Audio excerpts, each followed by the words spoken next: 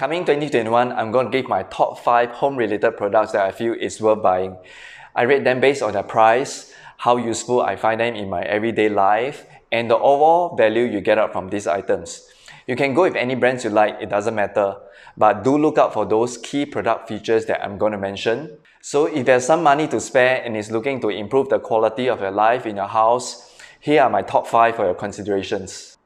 My number 5 is a tie between smart video doorbell or IP camera, depending on individual.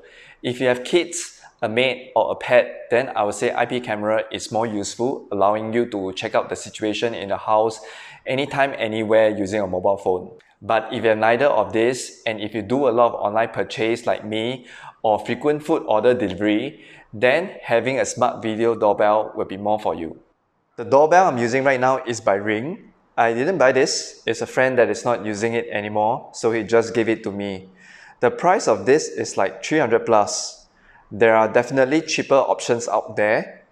Unfortunately, Ring does not integrate with any of the smart ecosystems that I'm using, which is mainly Google or Xiaomi.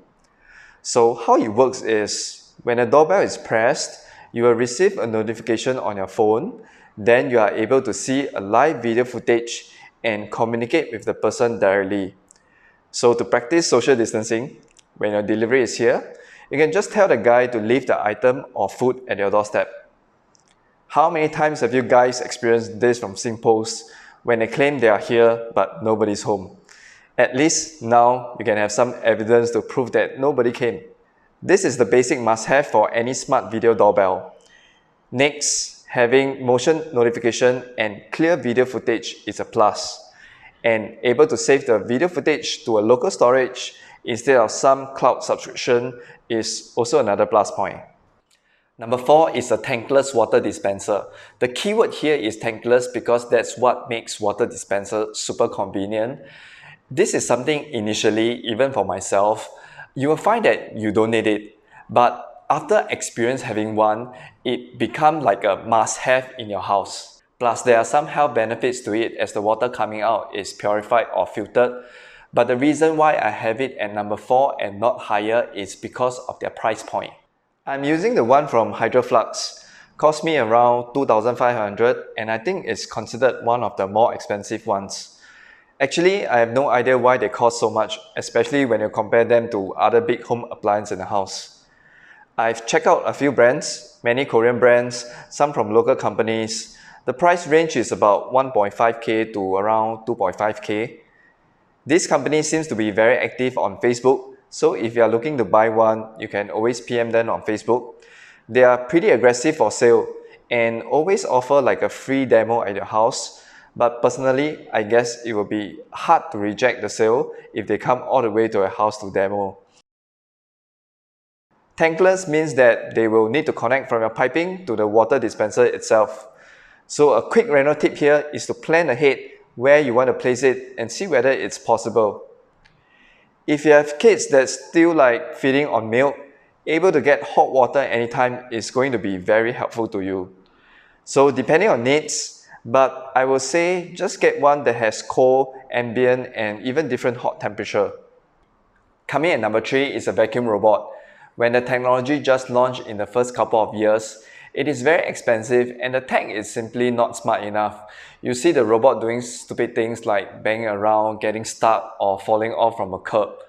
Overall, it's just not very worth getting one. But now it's totally different. They are much smarter and the price is very reasonable. Having a clean floor every day to step on is fantastic. But vacuum robot is definitely not suitable for every home.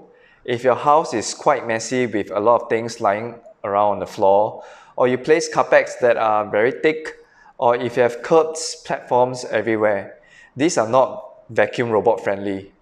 Besides this kind of floor mat is not good as well. Curtains that touches the floor will also cause the robot to go crazy. I think these are important points to look out before you purchase one for your house. Of course, you need to have an app to be able to control and setting a vacuum schedule. The robot must be smart enough to map out the entire place and allows you to set these red lines or no zone area. So in my case, I don't want the robot to enter the toilets and my gym room. able to respond to voice commands is a plus. Personally, I don't like to use the mop function. I find it quite troublesome to remove and put back in, refill the water and clean the cloth, all this. Vacuum robot is not going to be as clean as manually using a vacuum cleaner, but for everyday use with zero effort, the result is pretty good. Number 2 is a laundry rack system. I have it at number 2 not just because of how convenient it is, but also because of safety reasons.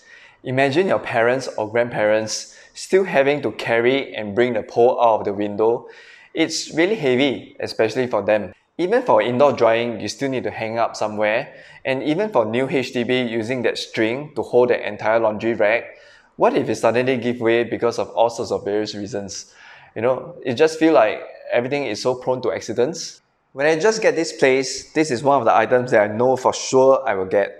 Typically, they all come with a remote for you to control to raise or drop the rack, hot air or cold air to blow dry your laundry. You should also have a light point in your service yard, so just tap on that wiring and bring it for the laundry rack. Since they all comes with light, I guess there's no need to put another light in such a small space. Personally, I find it troublesome to hang your clothes on a hanger to dry, and when it's done, you need to remove it. Feels like a lot of double work. So try to get one that has enough space. If you have a big family and not enough to hang everything, then I will use this kind of standing rack. You can get an RR blaster to make this smarter using an app or voice command to control. Just calibrate this remote control to the RR device and you have a smart laundry rack system. I talked about my laundry rack briefly in this video. If you want to check it out, as well as my review of the other Taobao items I purchased for the house. Number 1 top in my list is a smart digital door lock. It's not simply those first-gen digital locks where basically it allows you to unlock the door using a password or RFID. A smart door lock now has much more features than that. I have it at my number 1 is because it covers the security aspect, and also this used to cost a lot, but now there are more brands out there, more competitive pricing, more affordable. The more popular brands here in Singapore, I suppose, are Samsung and Yale. I'm using Xiaomi. Come to locks, both the hardware and software are very important. Having fingerprint unlock is a must. The whole point is not requiring a key around to unlock, so there's no difference if it's in a form of cards or RFID. You still need an object, and if you misplace them, you need to be worried about the security. So we don't want any of that. Just fingerprint and password is seriously enough. For those new to digital door locks, don't worry. There will always be a master key if the lock is not working for whatever reasons, but I don't think anybody carry them around. All those anti-theft features and alarms are important to have. Good to have features will be user management, where you can set fingerprint and password for different users. Integration with smart home, enabling you to set automation rules on different conditions, is also a plus. Lastly, most importantly, is to make sure it is compatible to your door before making the purchase. So that's my top 5 items worth buying in 2021. If you have something in mind but it's not in my list, share that in the comment section down below. I hope this video is useful to you. Don't forget to smash the like button and subscribe if you'd like to see more contents like this. Bye, and I'll see you next time.